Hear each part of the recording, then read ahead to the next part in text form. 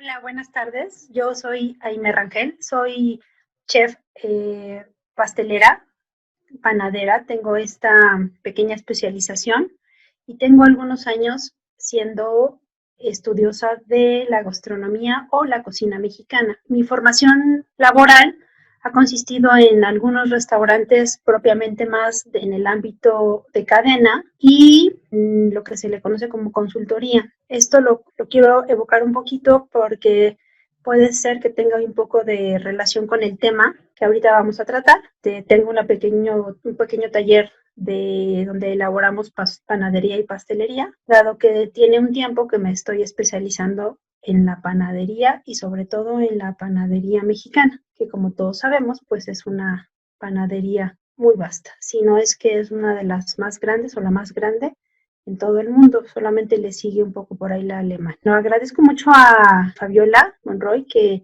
me haya hecho la invitación a participar. El tema que me ha encomendado es un tema que me ha venido haciendo un poco de ruido durante muchísimo tiempo. No lo he podido establecer como una línea de estudio o de investigación todavía, pero para sacarlo a colación ha venido muy bien en estos días. El tema es la normalización de las recetas contra el sazón.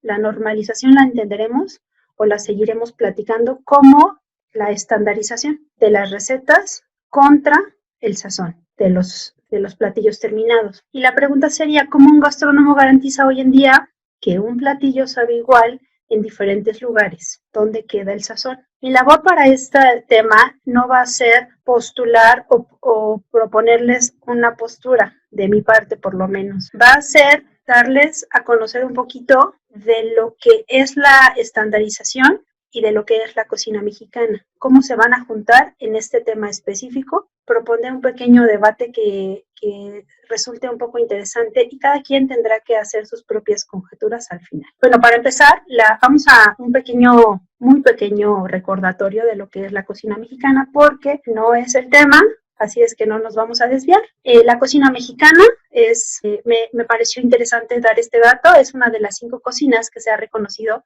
como la mejor, de las mejores, de las más peculiares o de las más valiosas en todo el mundo.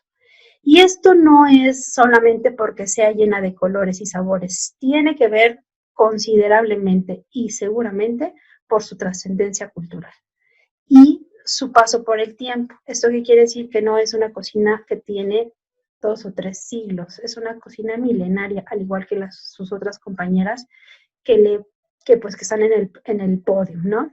La cocina mexicana está dotada de cultura, de tradición, de cosmovisión, de cotidianidad y de celebración. Comemos cuando nacemos, cuando venimos al mundo nos hacen una comida, pero también cuando nos vamos, cuando morimos nos hacen una comida.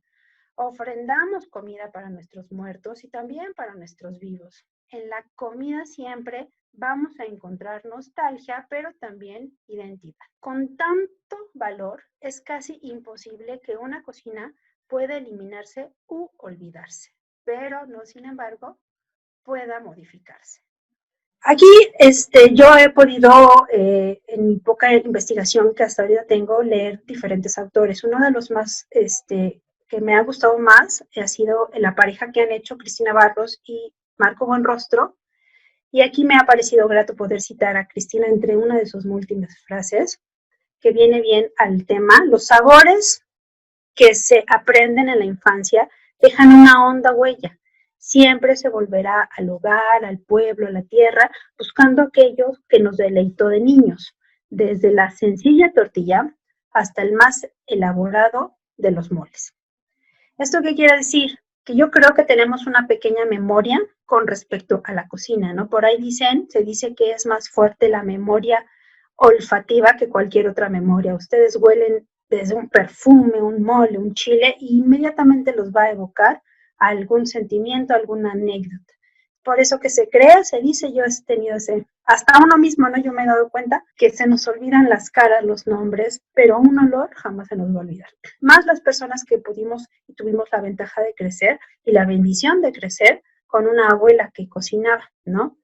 Esto creo que es muy importante mencionarlo porque va a venir a reforzarnos después el pequeño tema que estamos tratando, la cultura. cómo nosotros nos dotamos de estos sabores, ¿no? Que aprendemos, como lo menciona Cristina, cómo es que nosotros nos podemos dotar de todo esto. Hay generaciones, hay familias que no han tenido la oportunidad de crecer así, pero otras que sí. Y eso tiene un peso y un valor significativo que posteriormente nos va a hacer modificar, mejorar o empeorar, en dado caso, si así lo queremos ver, nuestro propio entorno. Para poder entender, como ya les decía, yo creo que el tema, no podemos deslindar que todo esto que estamos tratando es cultura. Para poder yo, en algún momento cuando estuve estudiando el tema del pan, me hacía muchísimo ruido que se vinieran tantas modificaciones en el pan, sobre todo panes mexicanos. Voy y me explico, una simple concha, que la rellenes con queso Filadelfia, la transformación de un pan de muerto que lo hagas en un cupcake. Esas transformaciones de repente me parecían muy aterradoras, muy que insultaban de algún modo la propia cultura que yo traía o la que para mí representa un pan de muerto. Pero solamente si entendemos qué es la cultura, podemos estudiar tal vez y aceptar la transformación de estos alimentos. No he podido yo establecer un criterio, una propia frase que me caracterice para poder enunciar la cultura, así es que he tenido que recurrir a muchas que ya están postuladas, ¿no? Pero he encontrado muchas interesantes, otras menos interesantes, unas cortas y otras mejores. Pero para estos fines encontré esta que es la de la UNESCO, engloba todo, no es mi favorita, pero podría ser neutral, ¿no? Para no tener que meter posturas, porque eso también es muy importante. Y lo encuentro así, el conjunto de los rasgos distintivos, espirituales y materiales, intelectuales y afectivos que caracterizan a una sociedad o a un grupo social. Ella engloba, además de las artes, las letras, los modos de vida, los derechos fundamentales al ser humano, los sistemas de valores, las tradiciones y las creencias, y además la cultura da al hombre la capacidad de reflexionar sobre sí mismo. Es ella la que hace de nosotros seres específicamente humanos, racionales, críticos y estrictamente comprometidos. A través de ella discernimos los valores y efectuamos opciones. A través de ella el hombre se expresa, toma conciencia de sí mismo, se reconoce como un proyecto inacabado, pone en cuestión sus propias realizaciones, busca inalcanzables y nuevas significaciones y además crea obras que lo trascienden. Aquí me gustaría concretar un poquito lo que decía con una frase que dice Octavio Paz al final: la cultura es todo aquello en lo que creemos. Les mencionaba al principio algunos autores que han podido trascender en mí, que han podido influenciar mucho en mí. Está Marco Buenrostro. Marco Buenrostro es un investigador también que se ha dedicado durante muchos años, ha recorrido todo el país y tiene un tema muy importante. Me encanta sacar ahorita a Marcos porque tiene un tema muy importante de postura, de convicción contra la estandarización de las cosas, ¿no?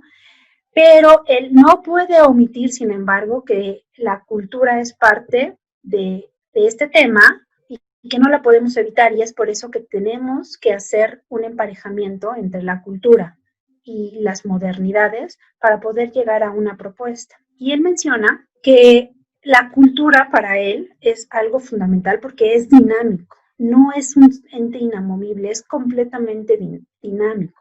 Y las sociedades jóvenes, y yo quiero mencionar que tiene que ser un poco más enfocado a la sociedad en ese momento joven, porque dentro del momento histórico actual en que pueda vivir cualquier cultura, los jóvenes son los que proponen más, los que modifican más y los que están interactuando mucho más con ese entorno. Finalmente, una sociedad con población un poco más longeva son los que ya pasaron por eso, ¿no?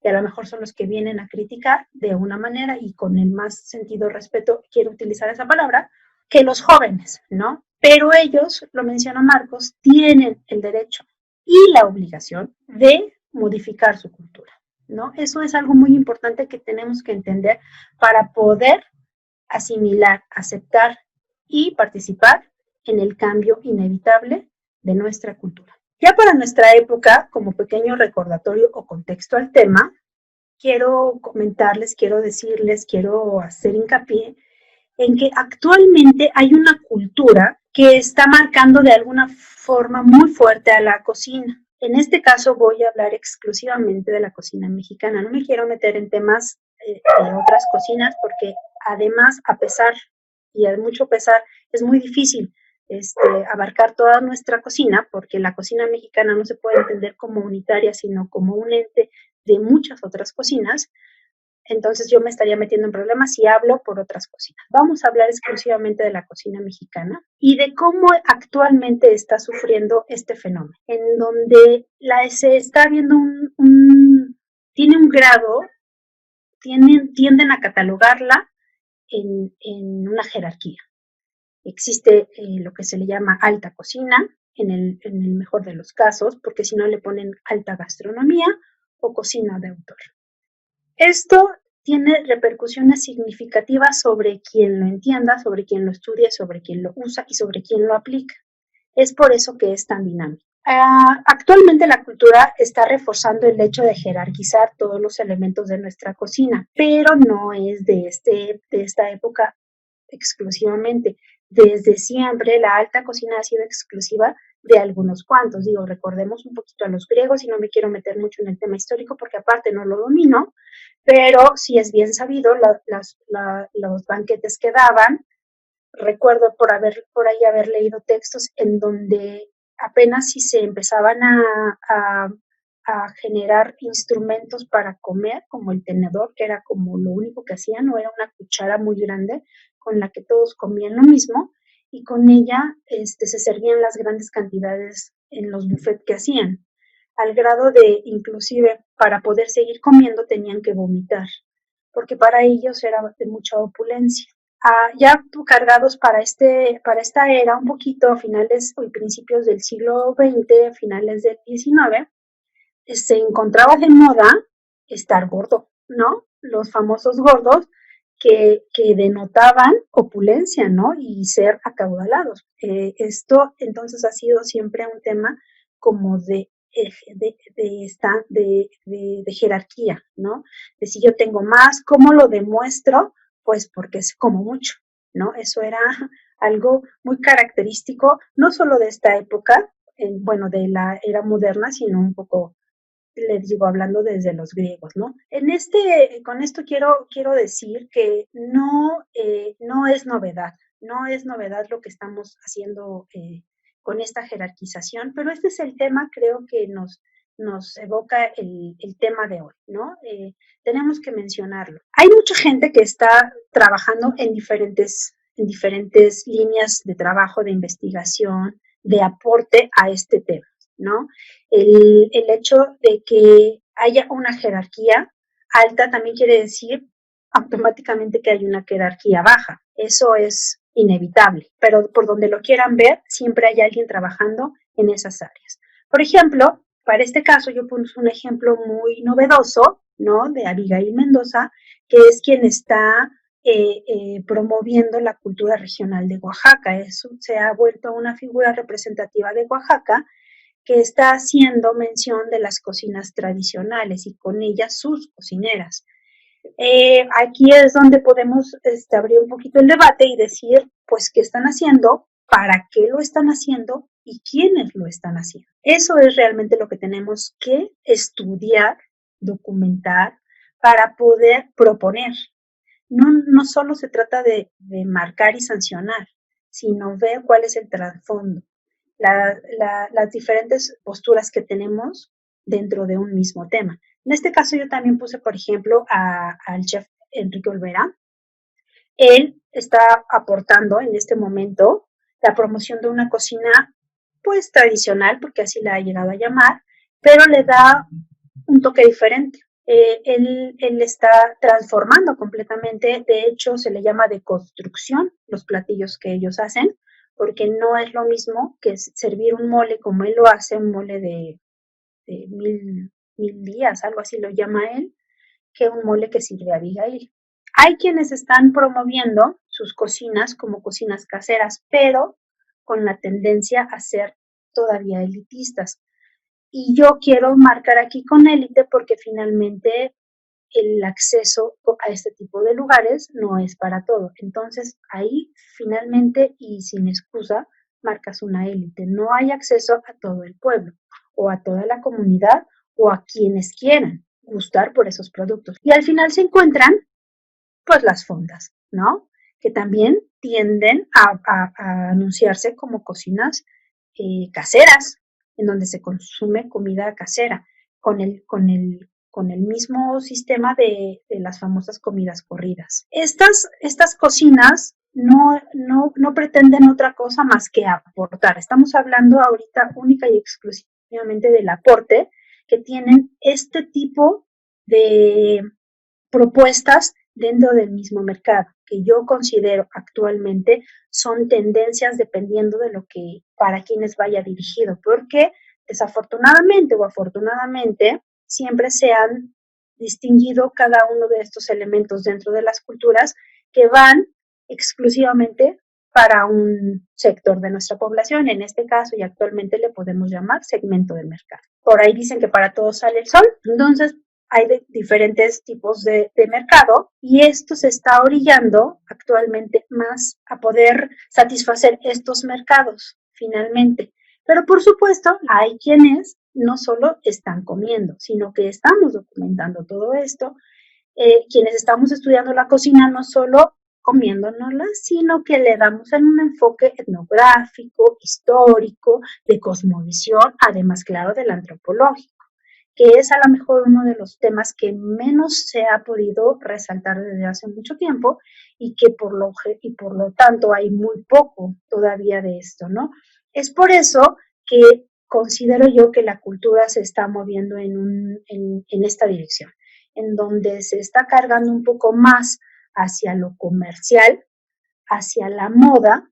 ¿Quiénes son los que tienen esa moda? ¿Quiénes son los que generan tendencias? ¿Y quiénes son los que están documentando y preservando la cocina tradicional? Con esto tal vez nos podemos un poquito detener y es aquí donde podemos hacer el análisis de qué es lo que estamos haciendo con nuestra cocina. Una cocina milenaria que no tiene ni 2, ni 3, ni 5, ni siquiera 100 años. Ni siquiera se puede medir en siglos, se tiene que medir en milenios. Simplemente la domesticación del maíz tiene poco más de 8,000 años. Entonces estamos hablando de una cocina cargada de mucho valor. Esto está chocando un poquito con la cultura actual, porque la cultura actual no se está proviendo de la dotación adecuada, desde mi punto de vista, para poder modificarla.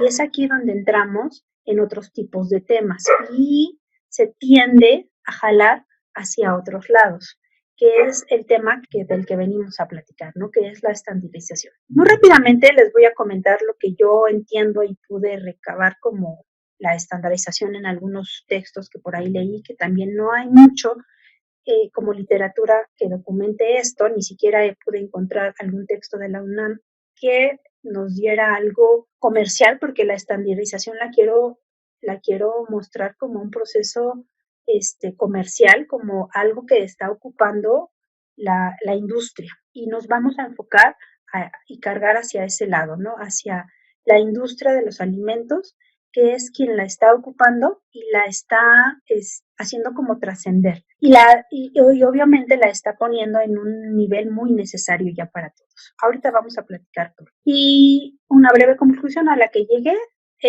se conoce como estandarización al proceso mediante el cual se realiza una actividad de manera regulada o previamente establecida. Esto es que la estandarización de recetas pretende establecer los procesos de realización de las diferentes preparaciones que hacen a los platos de un menú de forma tal que todos puedan repetirse siempre de forma similar. ¿Esto qué quiere decir? La estandarización se está utilizando mucho porque las están utilizando las empresas que requieren manejar costos. La estandarización no se puede omitir si tienes un modelo de negocio establecido. Te tiene que saber el mismo producto, supongamos una hamburguesa en Chiapas, que si la pruebas en Cancún. o en Baja California. O sea, de norte a sur tiene que tener exactamente el mismo sabor. Esto podría ser un arma de doble filo y ese es lo que estamos tratando de analizar y de poner en la mesa.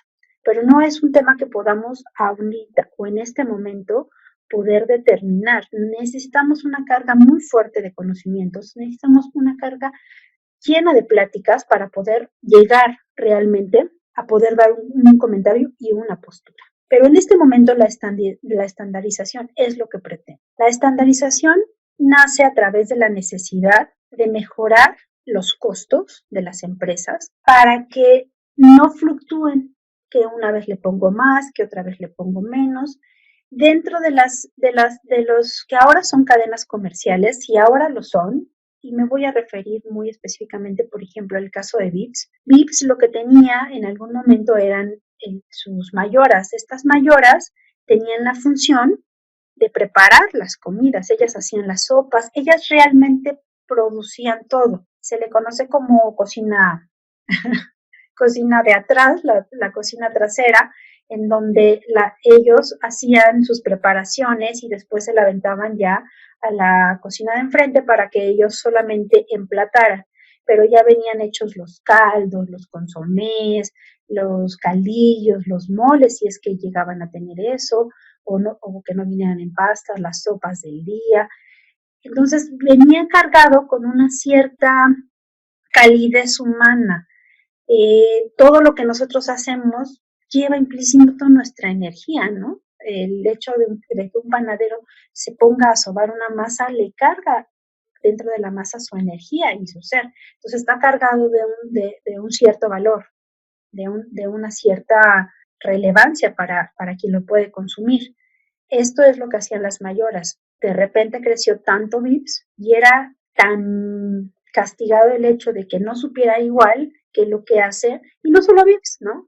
Pero yo estoy hablando de Vips, lo que hace es, pues, generar una pequeña cocina industrial en donde a través de fogones muy grandes, estándares en sus recetas, crean los platillos y lo único que hacen es, como los hacen por volumen, los van empaquetando en bolsitas y se los mandan a Vips y entonces en Vips se llegan empaquetadas las bolsas, pero esto también implica que seguramente tengan pues algún tipo de aditivos para que duren, algunos tipos de sazonadores para que sepan diferente, que resalten los sabores diferentes.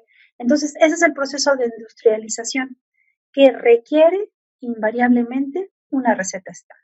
¿Cuáles son las ventajas de la estandarización?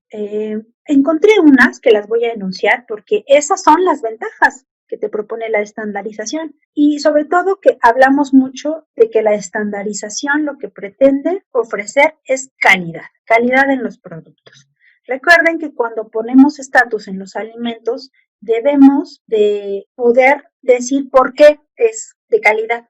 Entonces, al tener que explicar por qué es de calidad, tenemos que enumerar pues una serie de posturas que nos hacen poder justificar la creación de una receta estándar. Y es ahí en donde no solo nacen los estándares, posteriormente van a nacer de ahí los premios, las certificaciones, los reconocimientos, inclusive se puede pensar que los procesos que llevan a obtener denominaciones de origen pudieran estar involucrados en estos procesos de estandarización, ¿no?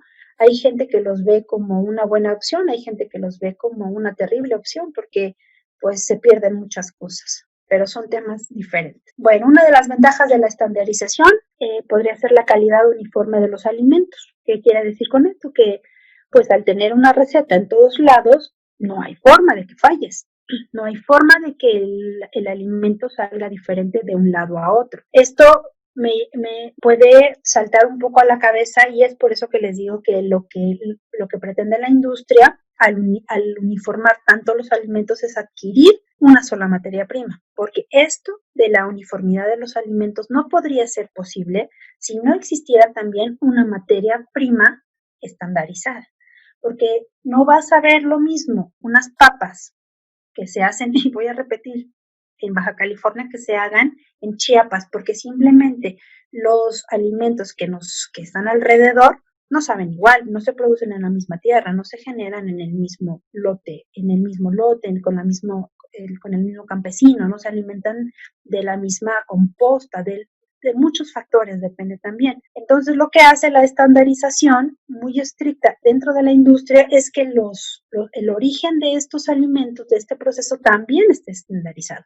Y entonces realmente se consume de un solo lado. Es por eso que también está un poco castigado por ese punto algunos campos, ¿no? Por mencionar solamente alguno, Michoacán, ¿no? Que lo forzan inclusive a producir una cantidad enorme de aguacate que de forma natural no podría reproducir. Otra de las ventajas es el ahorro de tiempo, por supuesto, las mejoras en los procesos, sobre todo tiene que ver mucho dentro de la industria con los temas de capacitación para el personal.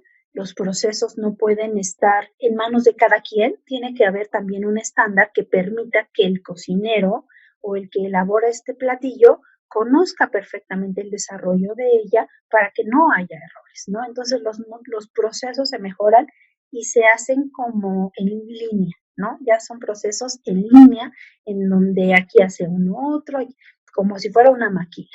Mejoran las presentaciones uniformes del servicio. ¿Esto qué quiere decir? Pues que así como te lo sirvieron el martes, te lo van a servir el lunes, el domingo o el jueves. No importa el estado de humor que se encuentre el cocinero, si encontró o no en ese momento la hojita de decorar, todo va a ser exactamente como lo diga la foto que tiene el estándar, porque siempre va al lado de la receta, pues su foto. ¿Por qué? Porque la foto te va a marcar cómo tiene que salir el plato. Ahorro de dinero mediante el control de desperdicios. Esto es invariable dentro de un proceso administrativo, ¿no? No cabe la posibilidad de que exista merma.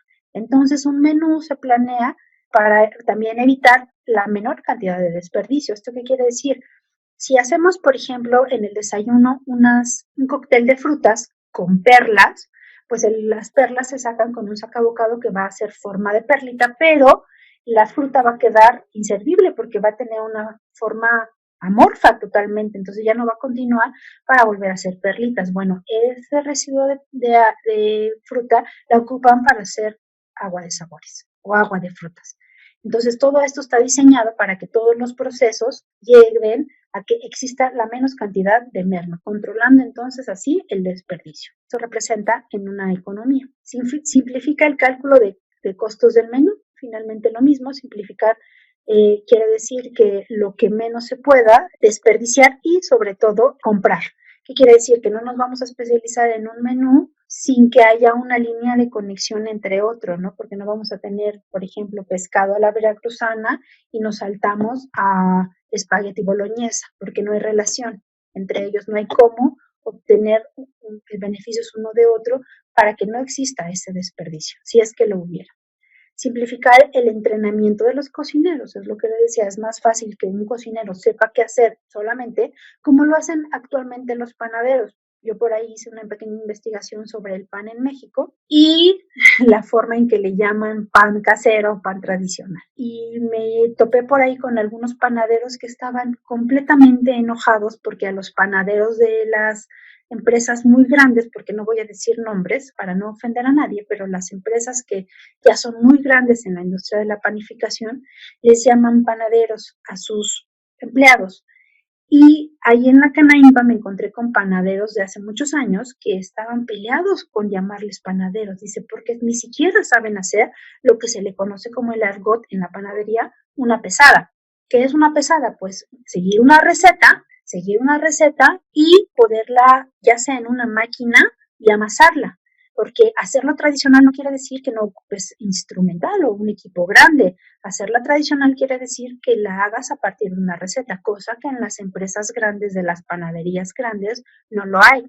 Ya llegan en un costal, dice, mezcla para hacer conchas, mezcla para hacer rosca de reyes, mezcla para hacer pan de muerto. Entonces lo que hace el panadero es vaciarlo en una amasadora, agregarle la cantidad de agua que viene en las instrucciones y batirlo durante 25 minutos o según lo diga la receta. Eso es todo lo que hacen. Entonces, pues ahí está el tema de llamarlo o no panadero. Igual aquí, el cocinero, no sé si se le pueda llamar cocinero a quien solamente haga un proceso de picar y el siguiente haga el proceso de vaciar la salsa que ya viene fabricada, ¿sí me explico? Entonces, eso es lo que se pretende con la estandarización, simplificar el entrenamiento en los cocineros. Reduce el número de personal especializado, por supuesto. Cuando tenemos una receta estándar, ya no necesitamos que una sola persona, como en el caso de que les ponía de Vips, que tenía una mayora, pues sea la que haga realmente los platillos. El día que faltaba la mayora era un caos. ¿Por qué? Porque nadie sabía hacerlo. Estaba ahí la receta seguramente, pero ella era la que le ponía el sazón, ella era la que le ponía el sabor, ella sabía la técnica. Eso es ahí también un punto muy especial, muy específico dentro de la estandarización en la industria. Reduce significativamente el número personal especializado. Todos hacemos lo mismo. ¿Por qué? Porque solamente es un proceso en línea. Y bueno, al final dice da color y vida a las cocinas solamente por el hecho de que para fines de certificaciones se requiere que las recetas estén vivas enfrente de los cocineros, ¿no? Con colores muy vivos. Entonces ahí es donde se refiere que da color y vida a las cocinas. La estandarización va a traer consigo, va a dar pie, obviamente, a certificaciones de calidad.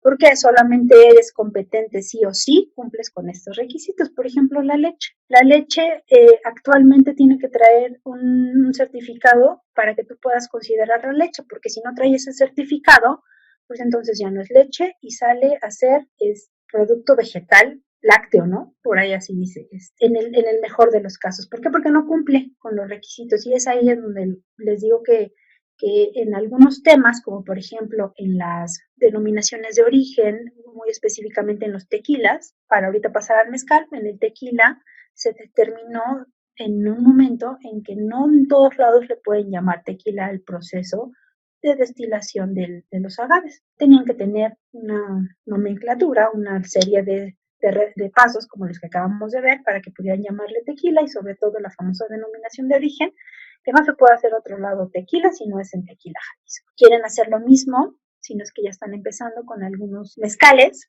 Los mezcales tienen la famosa ventaja, la bendita ventaja de provenir de muchos tipos de agaves, de técnicas, de aditamentos. Entonces le quieren cargar esta certificación también para que no cualquiera esté haciendo mezcal y pueda estar regulado con sus normas, ¿no? Tiene sus ventajas y sus desventajas, porque ya ven que luego los chinos quieren venir a hacer todo lo que nosotros hacemos. Entonces, pero la desventaja es que pues tú, si eres un pequeño proveedor, si eres un pequeño productor muy chiquito, que por ahí tiene, no sé, 1 o 2 hectáreas en donde apenas si alcanza a producir unos cuantos litros para vender mezcal, pues ya no lo va a comercializar porque ya no le van a dejar que le diga mezcal a su producto. Esas son algunas de las cuestiones que trae con sí la estandarización. Además, por supuesto, las competencias laborales. Yo tuve la oportunidad de certificarme en varias de estas competencias laborales, porque en algún momento lo que pretendía, si no es que todavía siga, la Secretaría de Turismo era, a través de estas competencias laborales, pues además de tener un poco más de capacitación en los trabajadores de la industria del servicio, pues lograr que se estandarizara el servicio, que fuera lo mismo que te recibieran en un restaurante, pero estas iban muy enfocadas a los pequeños comercios. Entonces era lo mismo que te recibieran en una fonda que estaba en Baja California, que lo mismo que te recibieran en una fonda que estaba en Chiapas. Entonces, las competencias laborales te dotan de conocimientos, habilidades y aptitudes que van enfocadas a lo que se requiere para dar un buen servicio en este caso, ¿no? Dependiendo de la competencia, hay diferentes competencias. En este caso yo tenía la competencia de cocinera. Entonces te dicen qué es lo que tienes que hacer, te tienes que lavar las manos, todo el proceso, como ya ahorita lo vimos, los pasos a seguir para poder prestar un servicio adecuado. Ahora, aquí es donde vamos a empezar ya a concluir y a abrir el debate. Lo más importante, pienso que antes que cualquier otra cosa que podamos nosotros querer generar, querer calificar, querer condenar o querer proponer, tenemos el derecho y la obligación de que nuestra propia cultura quede preservada, documentada, estudiada, por supuesto, hay que compartir y enseñar. Esto, si lo podemos llevar a cabo al pie de la letra, estaríamos hablando de que la cultura no nada más es dinámica, sino que la cultura es trascendental, pero nuestra propia cultura, nuestra propia historia. En el tema de los recetarios como fuentes de información histórica, como aporte histórico, nuestra cultura nos va a hacer que estemos en una perpetuidad dentro de nuestra propia historia. Si nosotros no proponemos el cambio desde nuestro hogar, desde nuestras trincheras, no va a haber forma de poder participar en lo que se haga colectivamente.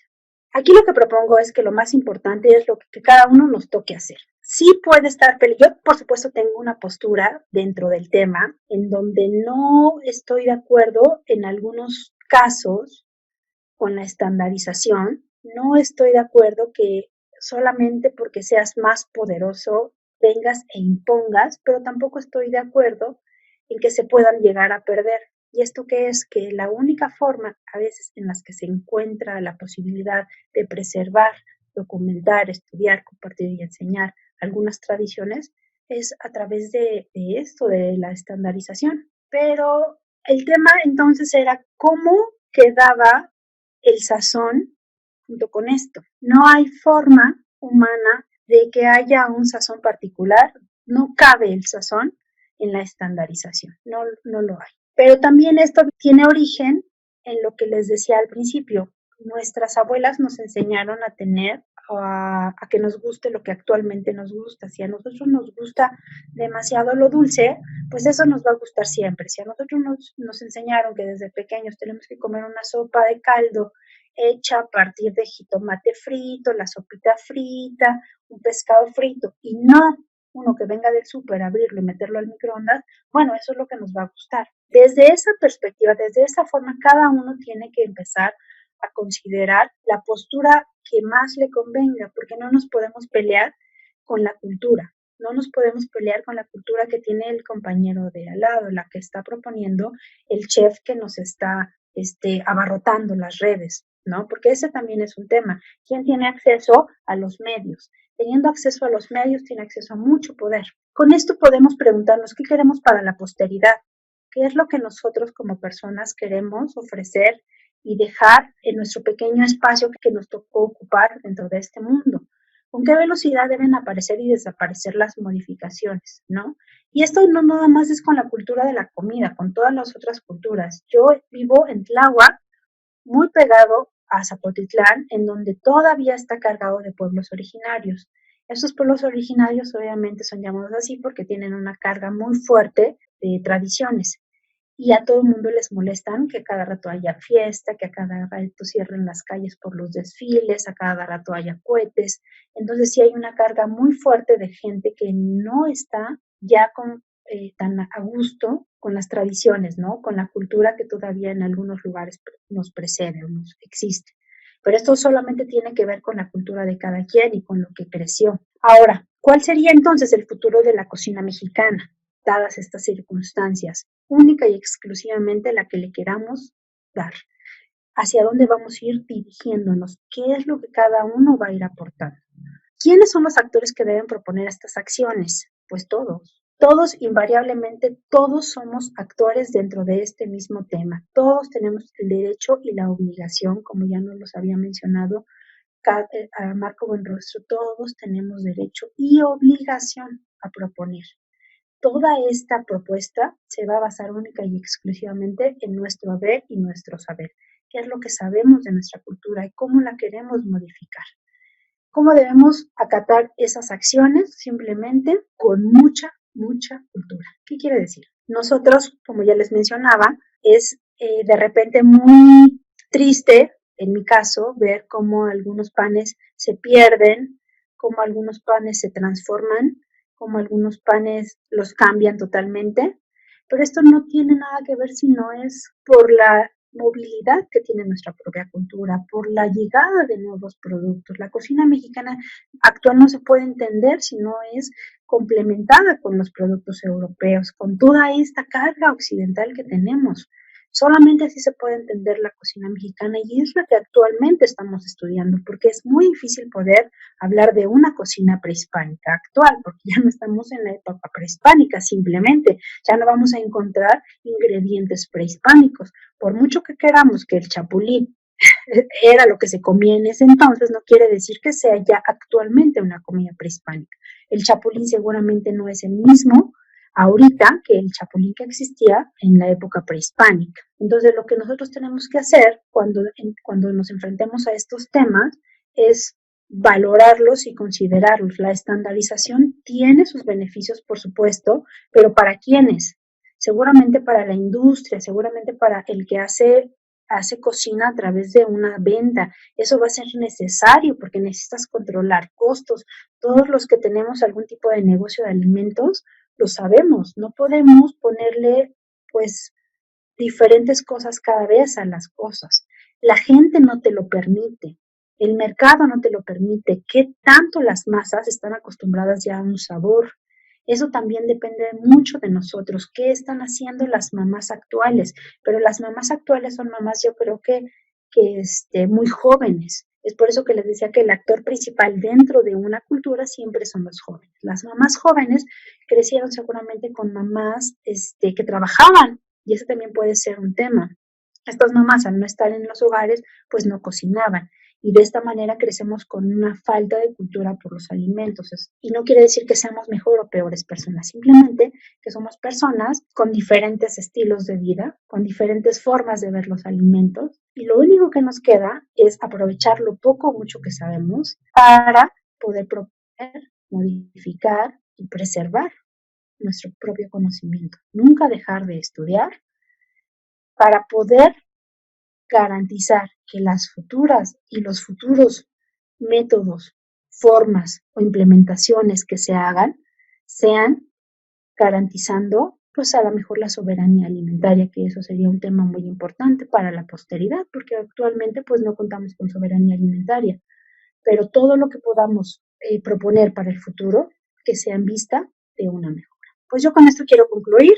Esperemos que les haya gustado, que haya sido un poco completo, que haya generado yo el aletazo que queríamos para poderles sembrar un poco de interés por el tema y que cada quien desde nuestra trinchera, desde nuestro saber, desde nuestro haber, desde nuestra profesión, podamos complementar el tema y estudiarlo. Y sobre todo, tal vez podamos tener una mejor postura cada uno de nosotros sobre él para, si es necesario, mejorarlo, modificarlo o transformarlo. Pues muchas gracias. Yo quedo atenta a las dudas, comentarios, réplicas, por supuesto, que haya sobre el tema.